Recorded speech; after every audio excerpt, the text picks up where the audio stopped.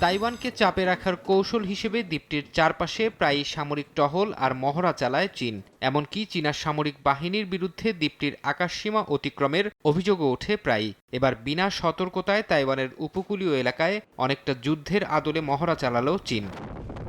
বুধবার তাইওয়ানের প্রতিরক্ষা মন্ত্রণালয় এক বিবৃতিতে জানায়, এদিন সকাল থেকে হঠাৎই চীনা সামরিক বাহিনীর একের পর এক যুদ্ধবিমান ও রণতরী জড়ো হতে থাকে দক্ষিণ পশ্চিম উপকূল থেকে প্রায় ৪৬ মাইল দূরে। এক পর্যায়ে কয়েকটি বিমান ঢুকে পড়ে দ্বীপটির আকাশসীমায়। মহড়ায় গুলি ব্যবহার করা হয়েছে বলেও দাবি করেছে তাইপে। পরে উপকূলে দ্রুত নিজেদের সেনা ও নৌবাহিনী মোতায়েন করে দ্বীপটি। পরিস্থিতি পর্যবেক্ষণ ও সতর্কতা এবং যথাযথ পদক্ষেপ নিতে এ ব্যবস্থা নেওয়া হয়েছে বলে উল্লেখ করা হয়েছে বিবৃতিতে। বেইজিংয়ের এমন পদক্ষেপ আন্তর্জাতিক ফ্লাইট ও জাহাজের নিরাপত্তাকে হুমকির মুখে ফেলবে মন্তব্য করে তীব্র নিন্দা জানিয়েছে তাইওয়ান। একই সঙ্গে এই ঘটনাকে আঞ্চলিক নিরাপত্তা ও স্থিতিশীলতার প্রতি সুস্পষ্ট উস্কানি হিসেবেও আখ্যা দিয়েছে দ্বীপটি। তবে মহড়ার বিষয় নিয়ে মুখ খোলেনি চীন।